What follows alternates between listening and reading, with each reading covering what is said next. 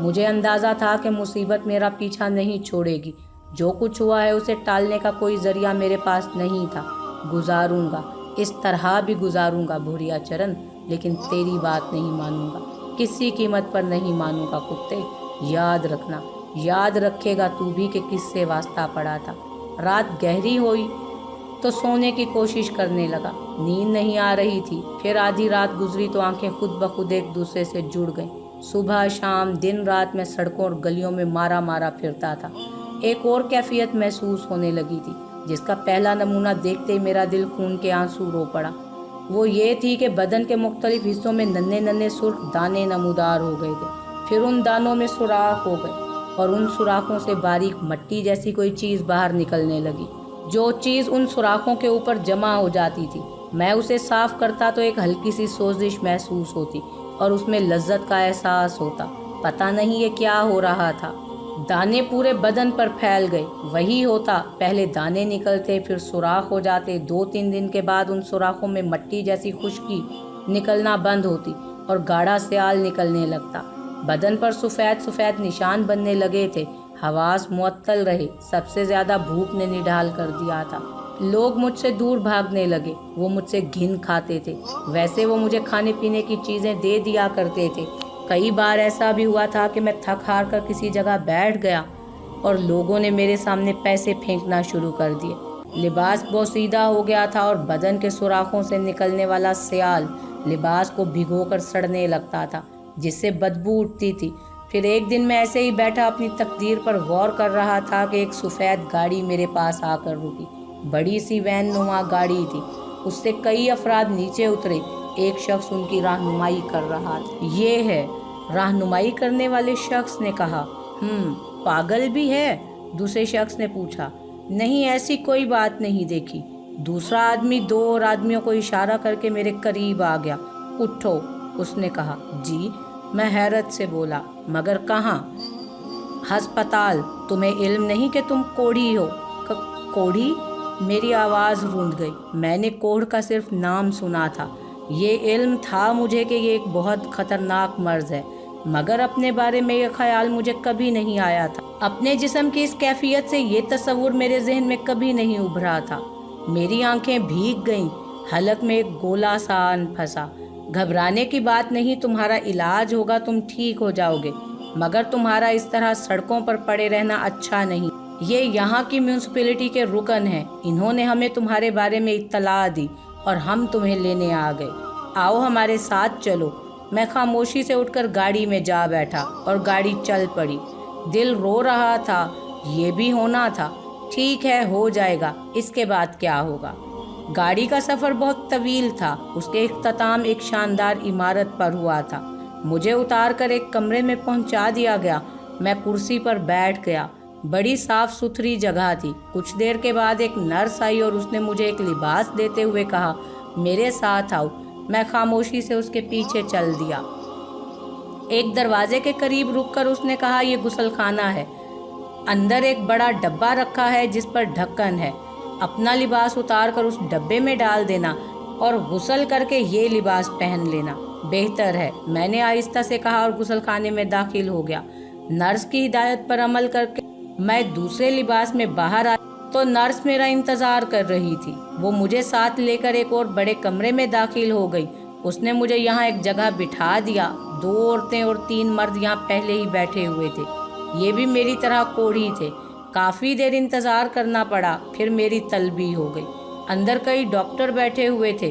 مجھے ایک کرسی پر بیٹھنے کا اشارہ کیا گیا اور پھر ان میں سے ایک نے کہا، کیا نام ہے تمہارا؟ مسعود احمد۔ باپ کا نام؟ محفوظ احمد۔ تمہارے اہل خاندان کہاں ہیں؟ مجھے نہیں معلوم۔ کیوں؟ میں طویل عرصے سے ان سے بچھڑا ہوا ہوں۔ خاندان میں والدین میں کوئی اس مرض کا شکار ہوا تھا؟ خدا نہ کرے یہ بد نصیبی صرف میرے حصے میں آئی ہے۔ انہوں نے اس مرض کی ابتدا پوچھی، عرصے کے بارے میں معلوم کیا اور مزید کیفیات پوچھیں تو میں نے بھوک کے بارے میں بتایا۔ یہاں تم پیٹ بھر کر کھانا، ایک ہمدرد ڈاکٹر نے کہا، اور پھر مجھے ہسپتال میں داخل کر لیا گیا۔ جنرل وارڈ تھا، بہت سے مریض تھے، بھیانک چہرے، جزام کا شکار۔ انہیں دیکھ کر خوف آتا تھا، مگر تقدیر میں یہ بھی لکھا ہوا تھا، मेरे बहुत से टेस्ट हुए, उनकी रिपोर्ट्स मौसूल हुई तो डॉक्टरों को हैरत हुई, क्योंकि उनके ख्याल के मुताबिक मेरे खून में कोढ़ के जरासीम नहीं थे। मुझे डॉक्टरों के बोर्ड के सामने उन तमाम रिपोर्टों के साथ पेश किया गया और डॉक्टरों ने फिर इंटरव्यू लिया, मगर मैं उस पनाहगाह को छोड़ना नहीं चाहता था। यहाँ कुछ सुकून था। मैंने उन्हें भूरिया चरण के बारे में कुछ नहीं बताया, मगर मुझे जनरल वार्ड से स्पेशल वार्ड में मुंतकिल कर दिया गया। मेरा अनोखा मर्ज डॉक्टरों को दिलचस्प लगा था और वो उस पर तहकीक करना चाहते थे। मुझे भूख की तकलीफ के अलावा और कोई तकलीफ नहीं थी। स्पेशल वार्ड में मेरे साथ 3 मरीज थे, जिनमें एक मुअम्मर शख्स जो काफ़ी तालीम याफ्ता और नमाजी आदमी था, नाम सलीम बेग था। दूसरा शहजादा था जिसकी उम्र 30 साल के करीब थी। तीसरा फरीद शाह था। सलीम 5 वक्त का नमाजी और खुश अखलाक आदमी था। उससे मेरी दोस्ती ज़्यादा हो गई थी, लेकिन मैंने उसे कभी अपने बारे में कुछ नहीं बताया था। डॉक्टरों ने पहला तजर्बा मेरी भूख पर किया और उन्होंने मुझे खाने के अंबार के सामने बिठा दिया। मुझे खाने की खुली छुट्टी थी। मैंने खाना शुरू कर दिया और डॉक्टरों को चक्कर आ गए। बहुत देर के बाद उन्होंने मुझे खाने से रोका। मेरा वज़न किया, मगर वज़न तो नॉर्मल था। उन सब के लिए यह हैरान कुन बात थी। एक डॉक्टर ने मुझसे पूछा, तुम हमेशा इतना खाते हो? नहीं डॉक्टर साहब, इस मर्ज के आगाज़ के साथ ऐसा हुआ है। मज़ीद कितना खा सकते हो? दूसरे डॉक्टर ने सवाल किया। कोई इंतहा नहीं है डॉक्टर साहब। अगर तुम्हें इलाज के लिए मुल्क से बाहर जाना पड़े तो जाओगे? हाँ, जीना चाहता हूँ डॉक्टर साहब, मैंने दर्द भरे लहजे में कहा। आंखों में खुद ब खुद आंसू आ गए। डॉक्टरों ने मुझे तसल्लियाँ दी और चले गए। उस रात दिल बड़ा बेचैन था, तबीयत पर बोझ था। बिस्तर से उठकर खिड़की के पास जा खड़ा हुआ। बाहर पुरसकून सन्नाटा फैला हुआ था। दूर बुलंदी पर कुछ रोशनियां जगमगा रही थीं। मैं उन्हें ही देखता रहा। दिल में तरह तरह के ख्यालात आ रहे थे। इस कायनात में लोग बड़े बड़े जुर्म कर लेते हैं, फिर भी बाज तो आराम से ज़िंदगी बसर कर जाते हैं। क्या मैं इस दुनिया में सबसे बड़ा मुजरिम हूँ? क्या अल्लाह के हुजूर मेरी तौबा के दरवाजे बंद हो चुके हैं? क्या मेरी तौबा कभी कबूल नहीं होगी? दिल बहुत दुख रहा था। आंखों में हसरत उभर आई थी। अचानक दिल हिल कर रह गया। किसी ने उकब से मेरे शाने पे हाथ रख दिया था। कोई आवाज़ नहीं सुनाई दी। फिर ये हाथ किसका है? घूमकर देखते हुए खौफ महसूस हो रहा था। बदन पर कपकपी थी। अब तो आसाब भी कमज़ोर हो चुके थे। ये कौन है? क्या हो रहा है? क्या ये भूरिया चरण है? रो रहे हो बेटे? उकब से आने वाली आवाज़ नरम और शफीक थी। मैं इस आवाज़ को पहचानने की कोशिश करने लगा।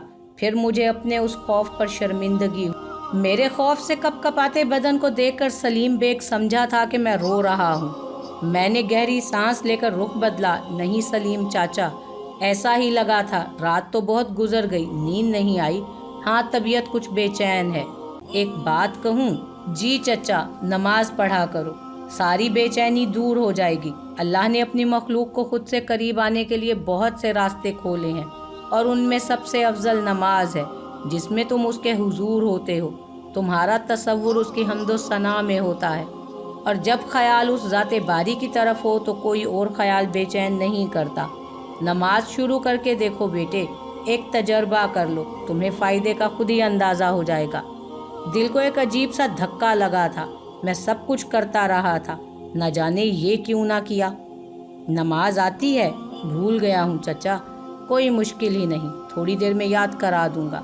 हमारे कपड़े, बदन का कोढ़, कपड़े तो खून और पीप से गंदे हो जाते हैं। ये मजबूरी है। बीमारी भी खालिक का तोहफा है। दिल की तहारत ज़रूरी है। गलाजत तो हमारे सारे वजूद में भरी है। रूह से बदन आरी हो जाए तो इस गलाजत का ताफुन देखो, नाकाबिले बर्दाश्त होता है। बस रूह ताहिर है, उसकी तहारत अफजल है। दिल से ज़रूर पाक रहो, वो मजबूरियाँ माफ़ कर देता है।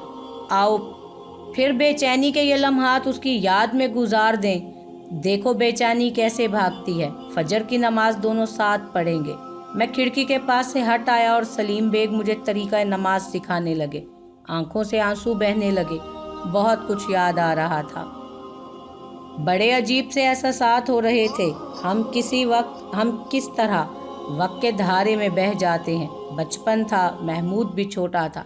ईद आती थी, अम्मी दोनों भाइयों को तैयार करती।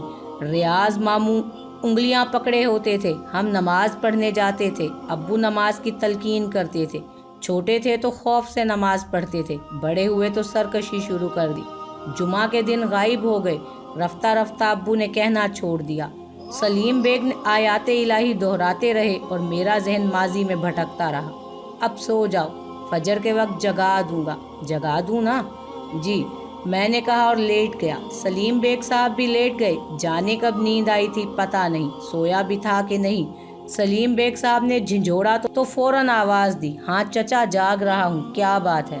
بھول گئے فجر کی اذان ہو رہی ہے، اٹھ جاؤ بیٹے، نماز افضل ہے نیند سے۔ جی چچا، میں نے کہا اور اٹھ گیا، نماز پڑھی اور پھر سلیم بیگ سے باتیں کرتا رہا۔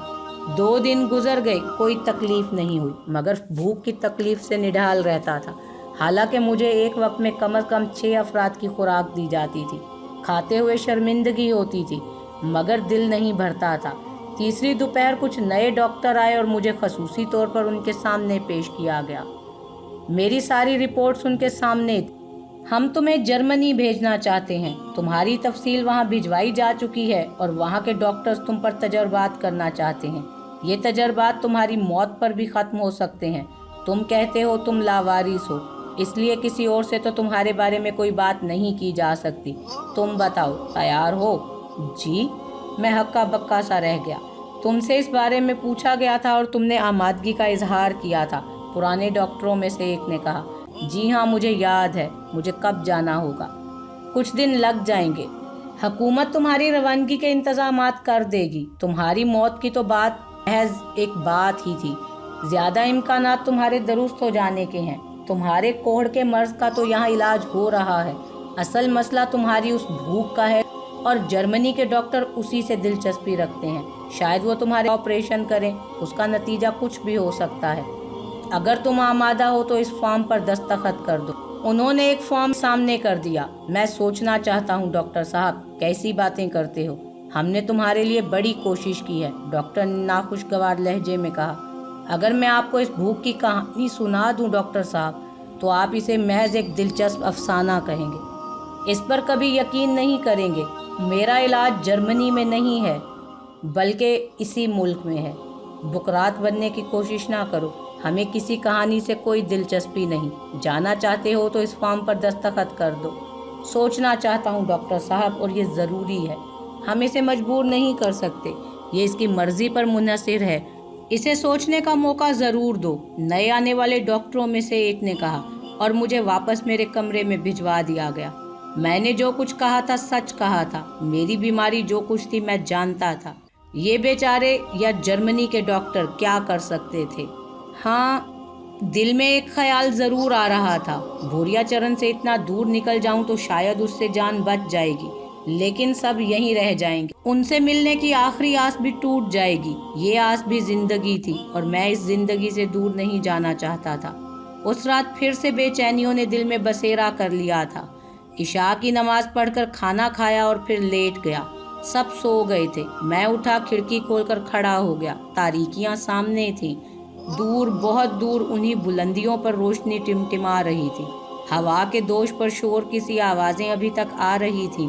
دل بوجھل ہو رہا تھا۔ ڈاکٹر دوبارہ مجھے سوال کریں گے تو کیا جواب دوں گا انہیں؟ کیسے بتاؤں گا کہ میرا علاج تو بہت آسان ہے؟ اس گندی روح کو آواز دوں، وہ آ جائے گی، مجھے کسی نہ کسی طرح یہاں سے نکال لے گی۔ اس کی مکروہ خواہش پر سر جھکا دوں، ایمان کھو دوں تو سب ٹھیک ہو جائے گا، سوائے اس کے کہ عاقبت کے لیے کچھ نہ ہوگا بجز گناہوں کے انبار کے۔ میرے عرس ہو رہا ہے شاید۔ پیچھے سے آواز ابھری اور میں چونک پڑا۔ نہ جانے کب سلیم بیگ میرے پیچھے آن کھڑے ہوئے تھے۔ میں نے مڑ کر دیکھا تو وہ بولے، قوالیاں ہو رہی ہیں۔ کہاں؟ مزار پر۔ کون سے مزار پر؟ یہ آوازیں نہیں سن رہے ہو؟ وہیں سے آ رہی ہیں۔ مزار کہاں ہے؟ وہ روشنیاں جو نظر آ رہی ہیں مزار ہی کی تو ہیں۔ کس کا مزار ہے؟ بابا جلال شاہ کا، لوگ یہی کہتے ہیں۔ دیکھا تو کبھی نہیں، سلیم بیگ نے کہا۔ کافی فاصلے پر ہے؟ ہاں، بہت دور ہے، دن میں تو نظر بھی نہیں آتا، رات کو بس روشنیاں نظر آ جاتی ہیں۔ اس وقت قوالیوں کی آوازیں بھی ہوا کے ساتھ آ رہی ہیں۔ ہوا کا رخ بدل جائے تو وہ آواز بھی نہیں آئے گی۔ چلیں، میں نے بے اختیار کہا۔ کہاں؟ سلیم بیگ حیرت سے بولے۔ عرس دیکھیں، قوالیاں سنیں۔ میں نے کہا اور سلیم بیگ خاموش ہو گئے۔ انہوں نے کوئی جواب نہیں دیا، ساکت کھڑے رہ گئے۔ میں ان کے جواب کا انتظار کرتا رہا، پھر کچھ بولنا چاہتا تھا کہ اچانک ان کی سسکیاں ابھرنے لگی اور میں حیران ہو گیا۔ ارے ارے سلیم چچا، میں نے تو کچھ نہیں کیا۔ کوئی بات نہیں بیٹے، بس ایسے ہی دل بھر آیا تھا۔ تمہارا دل چاہتا ہے نا سب دیکھنے کو، عمر ہی ایسی ہے، مگر اللہ کا حکم، وہ خود ہی سب جانتا ہے۔ ہمیں کوئی بھی اپنے درمیان کہاں قبول کرے گا؟ لوگ ہم سے گھن کھاتے ہیں، ہم کیسے جا سکتے ہیں وہاں؟ ہم ان سے دور رہیں گے چچا۔ نہیں بیٹے، ویسے بھی گیٹ بند ہوگا، چوکیدار اس وقت نہیں جانے دے گا۔ میرا دل چاہ رہا ہے چچا، میں جاؤں گا۔ ارے نہیں بیٹے، ممکن نہیں، مزار شریف بہت دور ہے، اور پھر باہر کیسے جاؤ گے؟ کمرے کے باہر بھی رات کی ڈیوٹی کے ڈاکٹر ہوں گے، سختی کریں گے۔ یہ کھڑکی زیادہ اونچی تو نہیں ہے، کود جاؤں گا۔ زخمی ہو جاؤ گے بیٹے۔ زخمی تو میں ہوں چچا۔ ضد سوار ہو گئی ہے تم پر، مگر ٹھیک نہیں ہوگا بیٹے، یہ مناسب نہیں ہے۔ میں جا رہا ہوں، میں نے کہا اور کھڑکی کے اوپر چڑھ گیا۔ سلیم بیگ ارے ارے کرتے رہ گئے، مگر میں نیچے کود گیا۔ بس دل پر یہ طلب طاری ہو رہی تھی، اور پھر میں کوڑھی نہیں تھا، میرا بدن مضبوط تھا، میں یہ فاصلہ طے کر سکتا تھا۔ میں نے احاطے کی دیوار عبور کی اور تیزی سے دوڑنے لگا۔ مجھے دوڑنے میں کوئی دقت نہیں ہو رہی تھی، تعین کر لیا تھا اور اسی طرف دوڑ رہا تھا۔ ماحول پر دہشت ناک سناٹا تھا، چاروں طرف ہو کا عالم تھا۔ اسپتال کی عمارت بہت پیچھے رہ گئی، راستے ناہموار تھے، کئی جگہ ٹھوکریں لگی اور میں نے دوڑنے کی رفتار ہلکی کر دی۔ اب یہ خوف نہیں رہا تھا کہ ہسپتال کے ملازم مجھے پکڑ لیں گے۔